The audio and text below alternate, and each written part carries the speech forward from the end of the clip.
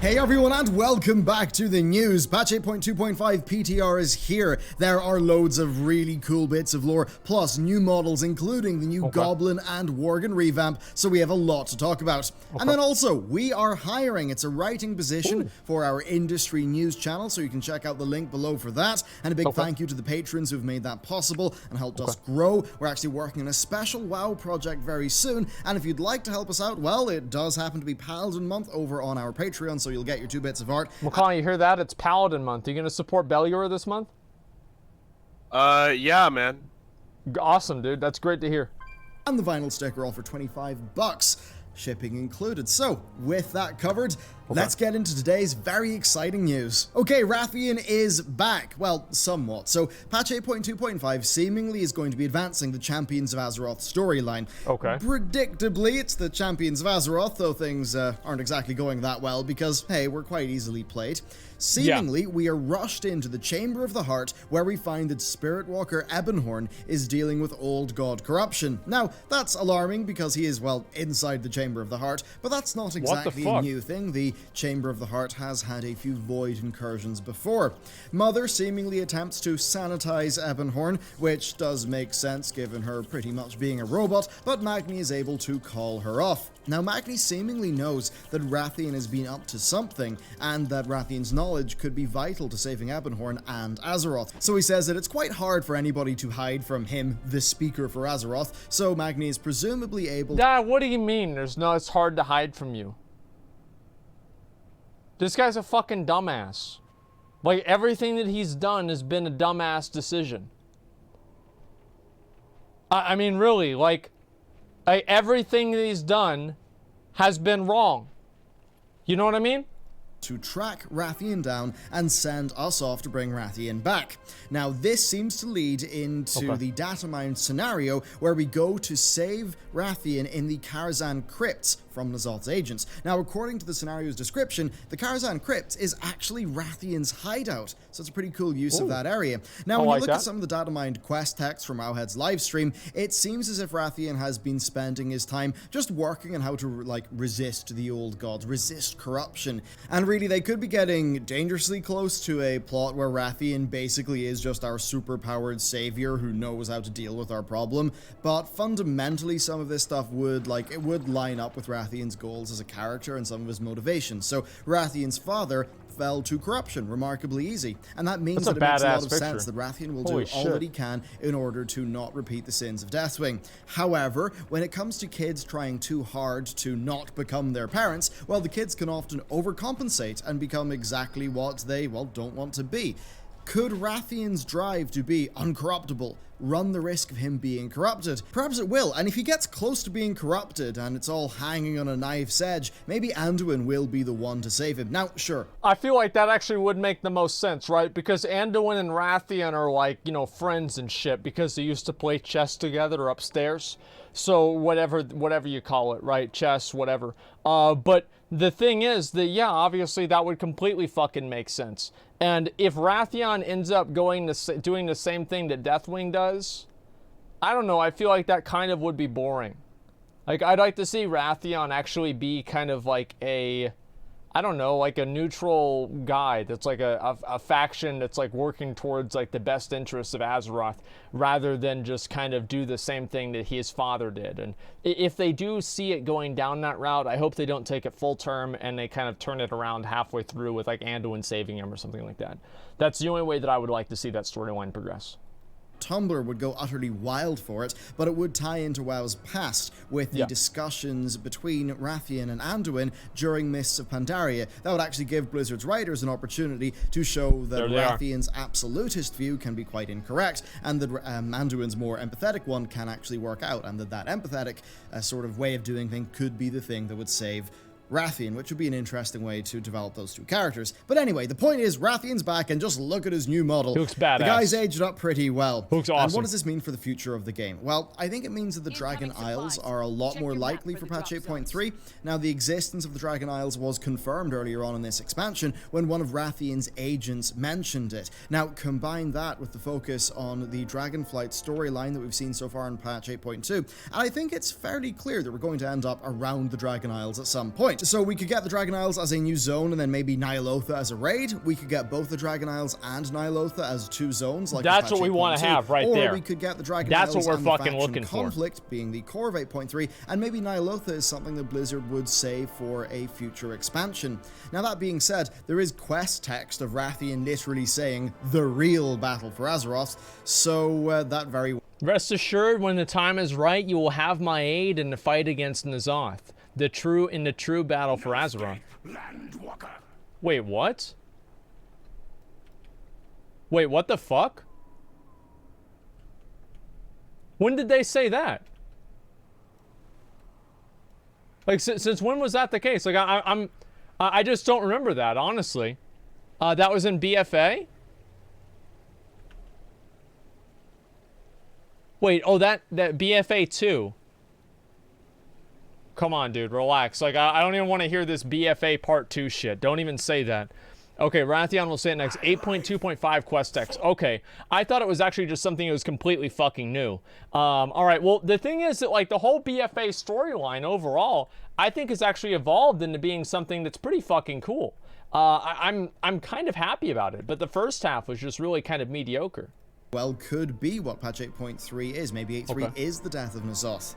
Even though Ian was quite clear in saying that the final boss would be apparent to us after the 8.2 cinematic, well, looking at the game now, I think it's obvious that we're in a position where they could go in a few different directions, which is kind of exciting. Of course, that's not all the lore that we've got to talk about, though, today. I hope they make Ny'alotha the next expansion. Like, I don't want to see it be like a patch or something like that, like Argus, for example. I just feel like that'd be really disappointing. I'd like to see Ny'alotha be like a full expansion, and the Dragon Isles, same thing with that. I mean, like, if they introduced the next expansion, for example, and they said, okay, next expansion is Ny'alotha and the Dragon Isles, I mean, that would be like the most hype fucking thing that they could possibly do. So I would really, really like to see that, and that would be probably the best version of the game that I could expect to see, right? Battle for Azeroth, faction versus faction, it's about saving Azeroth. Well, I think everybody basically picked up on that and kind of figured that out pretty early on. But even so, I do think that it looks a lot better than, you know, us fighting against, like, the other faction for some sort of, like, arbitrary reason that was created by a plot device that shouldn't have even happened in the first place. Like, yeah, I do definitely feel like it's much better than the original story. So I'm very glad about that. I've got to take a piss real quick. I was just trying to get that fucking box. I'll be right back. Just a second, guys.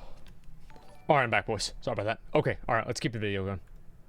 Zakan, more commonly known as Zappy Boy, and Valera both have new models, and the meaning of this is pretty darn clear. We are going to see a lot of the Horde Rebellion in patch 8.2.5. Now, that's hardly a surprise, but this does give us a bit more evidence. Now, Valera, she helped the Alliance communicate with Bane Bloodhoof, and of course was a longtime friend of Wrathion, and then of course for Zakan, well, we last saw him at the Swamp of Sorrows, all the way back during the patch 8.1 Starfang questline, and this could get super interesting. That questline ended with him returning to Orgrimmar, so, you know, he could, like, drum up support for Starfang. But the thing is that his fate is totally unknown to players, because players could inform Sylvanas that Zakan betrayed her. Now, here's the thing. Thus far, every time there has been an option for the player to snitch to Sylvanas, regardless of the player's action, canonically, Sylvanas has found out about it. And that means that she knows about his loyalties. How could this plotline go? He could, you know, incite a riot, he could leave the city with his supporters, he could drum up a small army for Saurfang and co. Both of those things would work.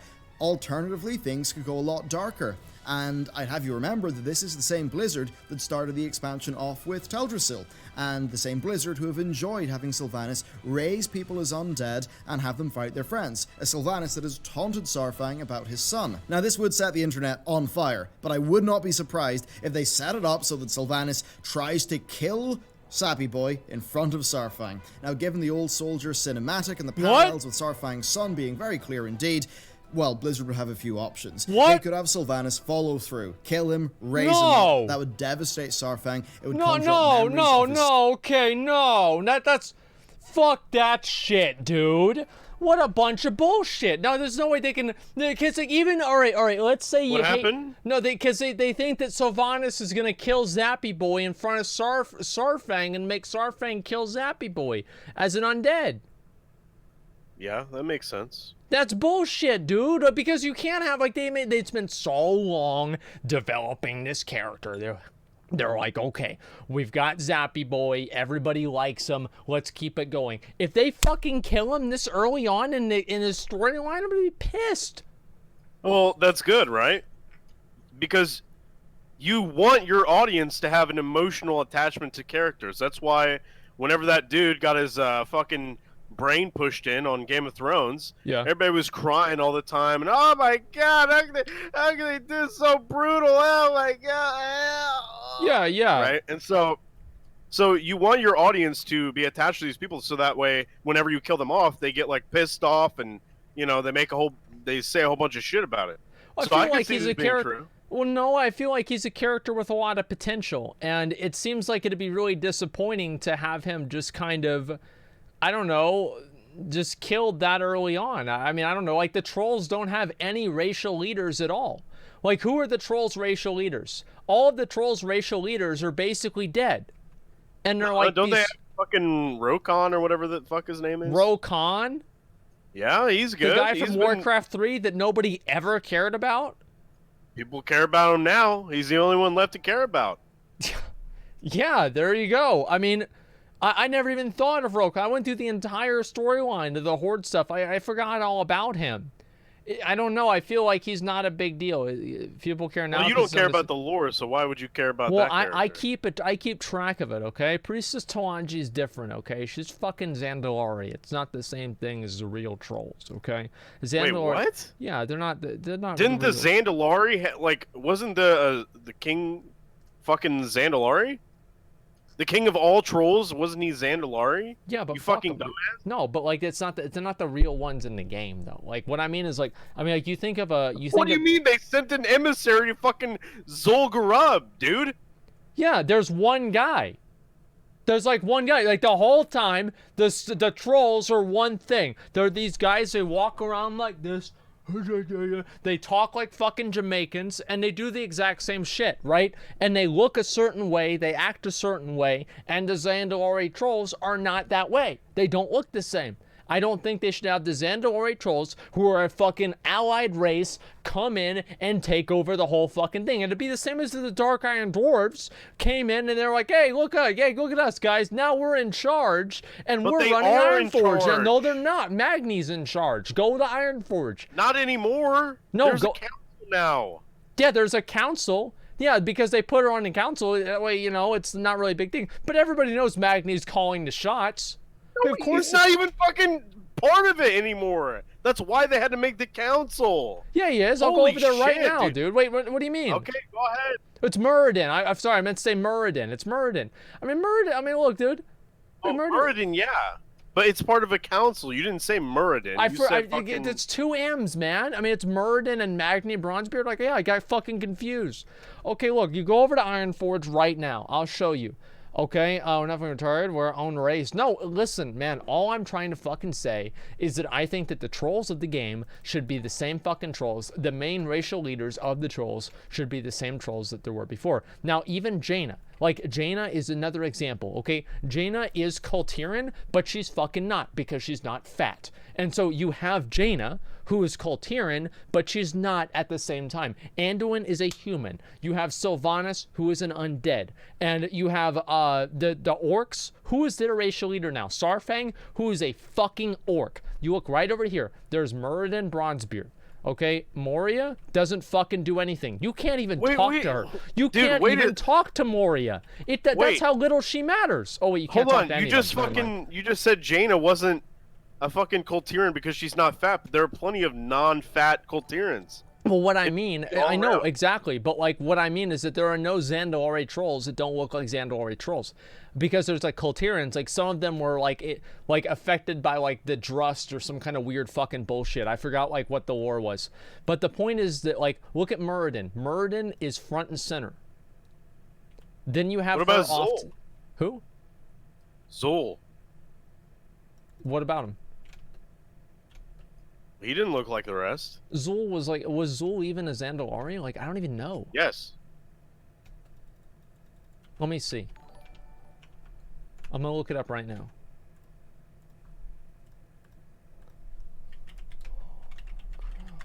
I think we need to have a little sit down with He's Pyro. Zandor, dude. Look at him. He's right there. Today was a bad day to get into this. He's Zandor, 100%. Dude, Zandor troll, 100%. He's hunched over. Yeah, because you look at his helmet, dude. Anybody would be hunched over with over. that fucking helmet on, dude. Look at that. Look how big it is. There's no fucking way you wouldn't be hunched over with that. Even King Rastakhan has to sit back because his helmet's so fucking big. And he's a fucking badass. Like, Zul is just like... Yeah, but your example was, oh, well, they don't look like the rest of them, so they're not this. I just think I think the main faction fucking leaders should be characters that have represented the races that look visually the same as the races that have been in the game for 15 years. I don't want to have No, I'm not. I'm not backtracking at all. Like, this is exactly what I was saying. Like, all I'm trying to mean is that I don't want to have fucking Kultirans come over. Like, what if the Void Elves come and they take over the normal elves? That would be stupid. What are the Maghar orcs? I don't want to see a Maghar chieftain for, like, the fucking Horde. That'd be retarded. I want to see somebody... Sylvanas doesn't look like the rest of the Yeah, undead. but that's been established in the lore for the last 15 or 20 years. It's a different paradigm. But that also goes against your fucking example, dude. No, it doesn't. Like, yeah, obviously Sylvanas... Yeah, no, Sylvanas is the one exception. He's so Garrosh? pissed. Yeah, and look how Like, that turned out. That didn't turn out too good, did it? Yeah, but that's yet another example of a leader not turning out how their fucking followers are. Listen, dude, I don't think they should have the Zandor. No, because think about it like this. No, Thrall. No, he was even in the game, right? Thrall made Garrosh the war chief. And then at the same time, everybody was like, what the fuck? Everybody was mad about this. Everybody was mad. They wanted to have a fight over it. And Garrosh was going to get his ass beat, except for he had some poison dagger. Like, everybody, even the people in the game were mad. The people in the story that were, I remember whenever they were like, oh, Thrall's making Garrosh the war chief. Why? All Garrosh does is get mad. Like, that was literally the whole thing in the storyline. And like, now Sylvanas, another example, now that's causing trouble. You just have the same fucking characters that, I mean, I don't want to have the allied race. I don't want to have the allied races be the leaders of the factions.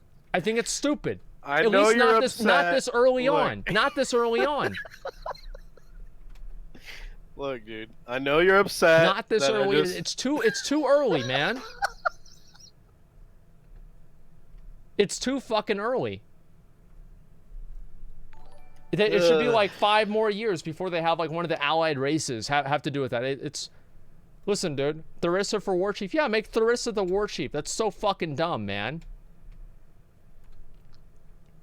God damn. Like, I don't want to have fucking... Okay, let's just go to the rest. Let's go to the rest. I forgot. What were we even doing? Watching a video. Okay. Here we go. Zappy Boy for war chief. Yeah, Zappy Boy could be the Horde, like the fucking... the troll racial leader, right? With Rokan or something. That would be fine. I don't want to see him die. And in the process of doing that, they would make her an emotionally irredeemable character to the player base.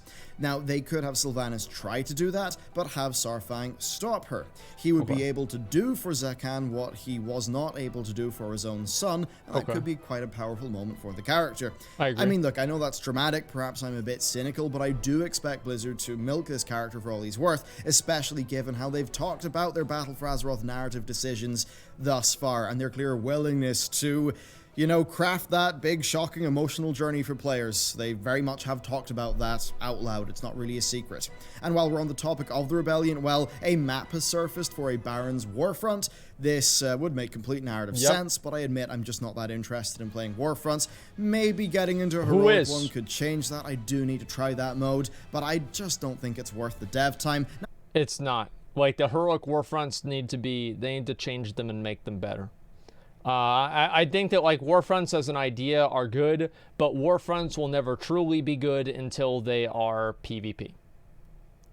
Now, I'm sure that Warfronts do get Heroic is an engagement improvement. numbers when the gear is relevant, but I find it hard to imagine that people actually do Warfronts because they enjoy the content. That's not all though, because Kalia Menethil now has her Lightforged Undead model. This is actually very exciting for lore nuts out there like me, given the significance of what type of being she is now. Many suspect that Kalia could end up being the leader of the Undead after Sylvanas vacates her current position.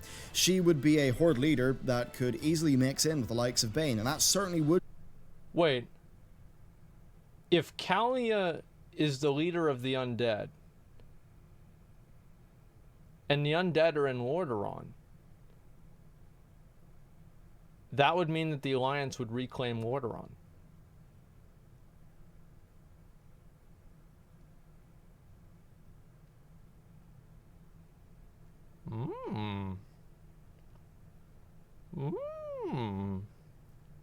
I'll be honest, guys. I just want Lordaeron back as an Alliance city.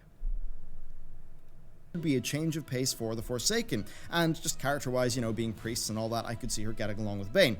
Now, there's far more that could happen here. We've seen what happened with Yrel's Lightforged Draenei, how they sort of turned a bit evil. We've seen how Zira maybe meant a bit well, but ended up being a bit of an authoritarian tool. Yeah. Now, if these plotlines are to continue, then I think we can be quite sure that Kalia will be taking on a role here, given her status as a Lightforged Undead and all of the teasing about the Light being a bit evil, sometimes, that we've seen recently. And then also, remember how the Undead are seemingly more resistant to Void corruption? Well, this could make her a particularly strong ally in the fight against the Void. Overall, though, there's just so much potential with her plotline, and it's great to see Blizzard just, you know, that they're going to be continuing it, that they're putting attention and care into this character. Next, though, let's talk about the Worgen and Goblin revamp. This is a very long-awaited one, and honestly, there's not that much to say about it other than I think, yeah, they're really good. I like Blizzard's art. Issues with both races have been improved, and, well, it's kind of sad to see them not go with the more dangerous and ferocious-looking female Worgen, but the new version is, I suppose, a bit of an improvement, and, I mean, hey, with the new Goblin rigs and animations, I'm pretty sure the road is paved for the Valpera to be the Horde allied race of patch 8.3, maybe along with the Mechanomes for the Alliance. They do however they want. But anyway, with this done, Blizzard have finally fulfilled their promise with the character revamps, and now I imagine they have freed up a decent chunk of their animation resources for working on future content. And then next up, we've got a bunch of new mounts, but most of them are not available through gameplay. So we do have the Honeyback Harvester, the B mount, which of course is through gameplay. Then there's the Alabaster Storm Talon and Thunderwing. These are both listed as in-game shop mounts. They're the mounts that come with the classic 15th Anniversary Collector's Edition. Did you hear about that, McConnell? They're adding new storm mounts. Who cares? They look like shit. Nobody's gonna buy them. That's exactly. I'm not even upset. I know it's. It's only when the mounts are cool. Yeah. And unique that I actually give a shit. Yeah. If they suck dick, if they're sucking cock and balls, yeah, and licking asshole, then yeah, I don't care. Who cares? He doesn't give a fuck, dude. Like, I mean, I don't like storm mounts. I always hate storm mounts, but there's like different degrees of hating storm mounts. Like, do I hate completely unique storm mounts? Yes, I do, a lot more than I hate something like this. Nobody's going to like it just looks like it's unfinished. Like, that's honestly what it is. It's like, you know, whenever you look at, like, a game design studio and they have, like, the untexturized model of a different character, that's what these griffins and this fucking wyvern looks like. It just looks like an untexturized model. Like, I don't know. Yeah, unpainted, basically. Yeah, unpainted. So, I mean, in effect, yes, that is 2 more store mounts. At the end of the day, this will continue at a higher frequency like we've seen in BFA, given just how much these things are a pillar of World of Warcraft's business model. That's not all, though. We also have a new camel mount that comes from the new Recruit a Friend. Very excited for that. Explorer's Jungle Hopper, Extremely which also excited is a mount for that comes through Recruit a Friend. And then this patch also does add the Obsidian Worldbreaker mount that we've covered before, as well as the Stormpike Battle Ram and the Frost Wolf Snarler. And I'm sure this is going to conjure up the usual store mount debate. I think I've been very clear in the past. I dislike this as a business practice given the sub fee. I disagree with it in terms of reward design in making an MMORPG. And I've also pointed out that the very high effort mounts are typically the store ones, not the in-game ones. But it's also worth pointing out that the more I've looked into Final Fantasy XIV, as much as it is praised, I mean, man, its store-like mounts, it's really rough, that situation. They went way harder into that than Blizzard have. And maybe that's Blizzard catching on and trying to double down on this and make more money. So they're fucking doing the same goddamn bullshit of Final Fantasy. Like, why am I not surprised? Final Fantasy... wait, people have been cucking for Final Fantasy for months getting mad, trying to get me to play the game, talking about how great it is, and they've got more fucking store mounts than WoW does? And they're $30? And you guys want me to play that bullshit? Fuck no, I'm not going to do that. They sell transmog too? The shameless... Wait, what do you mean? What do you mean, what do I mean? ESO has the same thing, and you played that. I didn't know that whenever I played it. Yes, you did. You knew it on the second day. The second time you tried it, man. Yeah, the second time. By that time, I was already invested in playing it. Like, if I had known it at the very beginning, I wouldn't have played it out of fucking principle. Like, I'm not a fan of store items in an MMO. And also, ESO is different in a way that you don't it doesn't require a sub. It's fucking different. You can buy a flying convertible. No, it's completely fucking different. ESO is both a free and a sub version. Yeah, it's a different paradigm. ESO has $200 houses. That's true. They're really expensive. The fuck, dude? Who would spend? Actually, they're probably more than that. I'd say they're probably like they're close to like $500 or $1,000 in Christ. Like, it takes forever to get gold in that game, man. That is insane, man. Like, how the fuck is that even a thing? Whatever. It's crazy. Yeah, it is. All right, let's look at this. If anything, it does show you that we're in a world where MMOs are, they're not getting 12 million subs anymore. And because of that, the real way to monetize is to monetize the people that you have with things like Recruit a Friend, store mounts, boosts, tokens. These things together, they could double, maybe even more, the average annual revenue per player. And that's going to be a major thing for companies like Blizz. And you know what? I'll probably do a big survey, see what all of my habits are, your guys' habits are, and we can maybe try to work out what the actual revenue situation is like on a per subscriber basis. So let me know if you're interested in a future video that's a deep dive into all those numbers. And then next up, let's round things off with some very interesting tidbits. So we've got some new illusions that look very cool for, like the enchantment illusions. That's cute. We've got ensembles for the dungeon set 1 armor. So maybe that's something we can earn from the 15th anniversary event. There's also a new title, Renowned Explorer, which happens to come with a cosmetic armor set. Now, I've long advocated for sets like this that are tied to content like that, and like Lore Master and the Continent. That's cool. So I think that's really nice to see. Then also, a lot of the anniversary event stuff has been data mined. Well, specifically the raid. So there's actually 3 raids. They're called Chromie's Memory, TBC, Wrath, and Cataclysm, and each one has 3 bosses. So we're going to face Kil'Thas, Lady Vash, Archimonde, Heigen, I think. Anubarak, and the Lich King, then Cho'Gall, Nefarian, and Ragnaros. Some of the most badass fights. I'm very happy to see this. These are listed as time-walking raids, and this suggests that Blizzard are not going to be using the LFR system like they did for the Molten Core event 5 years ago. And that Molten Core event, I did that. It was a bit messy. So you had all these brain-dead fucking morons walking around in the Molten Core event because they had just done the Scat Squish. WoD had just come out, so nobody knew fucking anything on how to play their character. They had just done a huge prune.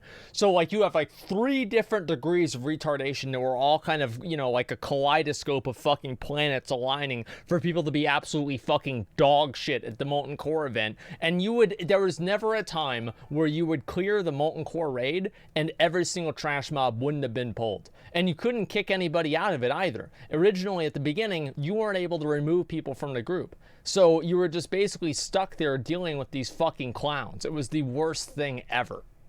Overall, I think this could be a fantastic event, especially if these bosses are being brought back and their gameplay is actually retained by virtue of it being time walking. I'm excited. If they can do that, then this really would be a strong celebratory anniversary event that I think would it would drive gameplay. You'd actually have a reason to subscribe that month, log in, and play that. It's not new content, but given all the circumstances, it will feel new, and I think it's just a really, really cool event. So between that and Altaric Valley, I'm really happy with what Blizzard are doing for that 15th anniversary event. But anyway, there you go. That's it for the news. There's been so much with patch 8.2.5 already. I'm holding off until we get more details, until I do the full lore deep dives on these topics. They are really interesting. Got a lot of ideas. If you've got any yourself, let me know down below. So yeah, really cool. It's just nice to see that the WoW cycle is continuing. Obviously it was never going to stop, but the pace of development seems to be a little bit more back on track. Maybe the back half of Battle for Asmongold. I'm just happy that they're bringing out content now that matters. I don't know, it just feels like we've been in the B plot forever. Like, Miss Pandaria was the B plot. Oh, wow, we've got to fight our emotions and help these people that we don't care about. And then we go back to WoD. It's like, oh, we've got to prevent something from happening that's already going to happen. Like, the only thing that came out of WoD was Gul'dan. Like, that was the only thing that mattered that came out of WoD. Legion, actually, was the A plot. You know, you were actually moving forward in the main storyline of the game. The fight and the crusade against the Burning Crusade, right? And their overwhelming conquest to destroy Azeroth. You fight them throughout the entire expansion, culminating in destroying the World Soul in Argus. The storyline felt complete, and it made sense. Then we go back over to BFA, and they say, hey, you know how there were 4 old gods? Well, guess what? The Titans, aka us, just invented a 5th one, so go kill that big fat piece of shit. And so then you go down to Uldir and you destroy G'huun, which is basically literally just created as a boss. Then after that, they said, okay, well, that's a big problem. How can we figure out a raid that has absolutely no real significance in the overall broader storyline? Oh, I know. Let's have them fight the factions of themselves if they're Alliance, or the opposite faction is Horde, and nobody actually ever dies except for King Rastakhan, who didn't matter to begin with. King Mekatork didn't die. Jaina didn't die. None of the other characters died. It was basically just the same fucking thing. What came out of BOD? Nothing. Nothing came out of BOD. It didn't matter. King Rastakhan died. Nothing even fucking changed because he didn't do anything to begin with except for deal with Bon Swambi, the Jamaican Lich King. And the whole entire raid went all the way through. Fix Monkey, thank you very much for the 10 get the community subs. I appreciate that very much, man. Oh, right. Don't forget about Grong, a random gorilla that they added into the game that probably had the most emotional attachment from the players more than any of the other humanoid characters in there. And the whole thing was just fucking dumb. Like, the entire raid had no significance on the storyline in any way. And then you have Crucible comes out, and it's like, oh fuck, this is N'Zoth. And so people didn't really understand at that point, because nobody was paying attention or cared about the lore really, to understand the significance of Crucible, and nobody wanted to go in there and do it because the raid was too fucking hard. And then finally, we get Ashara, the new raid that comes out, and the end of the raid creates more questions than it answers. The only thing that's like, okay, N'Zoth is loose. What does this really mean? Where did Ashara go? Nobody knows. Like, it's amazing. It's basically like BFA. It's like watching a stream where like somebody is just like trying to like extend. Like, imagine me trying to make content for like 6 hours out of like a 1 hour raid. And so I'm like talking about irrelevant things, bringing in some other different issue, right? It's like it's insane, right? You would just run out of time to do. Yeah, I mean, it's insane. Azeroth won't have the lulls in content and interest that characterized the first half of Battle for Azeroth. If that's the case, I'd certainly be happy. I think 8.2 has moved us in a good direction, and 8.2.5 and 8.3 could continue to move us in that good direction. Okay. And yeah, maybe Battle for Azeroth could end up in a far better place than it started. But there you go, that is it for this video. If you are interested in all of the tasty paladin stuff, there we go, that's on our Patreon for this month. If you're interested in a writing... Yo, whoa, some out with the 50 gifted subs? Holy shit, thank you, man. Thank you very much. I appreciate that. Okay, all right, so anyway, like, the point that I'm making here is that, like, yeah, I mean, I just want to see some more content and some more actual, like, enjoyable types of storylines that are meaningful to the players. Because I feel like the BFA storyline so far, it's been probably one of the worst storylines that the game's ever had. One of the biggest selling points of Wrath of the Lich King is the fact that it was the Lich King. People bought Wrath of the Lich King because they wanted to kill the Lich King. The story is good. No, the point is, like, I think the story is going to culminate into something that's good, but so far, right, with the story of G'huun and the story of the Battle of Dazar'alor, they had no real meaningful significance to the players, and the players didn't understand why these things were happening really. And I thought they were, I just didn't think they were good raids. Like, I didn't think they were good raids, period. Because they had no impact or significance on the story or on the game as a whole. So that's why I thought that they were bad. Arthas will revive. I don't ever want to see Arthas in the game again. That's the way that I look at it. I don't ever want to see him in the game. I think that the game has been fine without having Arthas in it, and I don't want to see any sort of a change or anything like that that's going to different places, right? Basically saying that we could have had skipped most of BFA and gone straight to N'Zoth. Yes, exactly. Like the A plot in BFA, right? The A plot, and what I mean by the A plot is like the N'Zoth, the whole thing with the old gods, Wrathion, and, the Azeroth being corrupted by Sargeras' sword and Azerite. Like, that, in my opinion, is the A plot. The B plot is Jaina's mad. The B plot is Sylvanas is mad.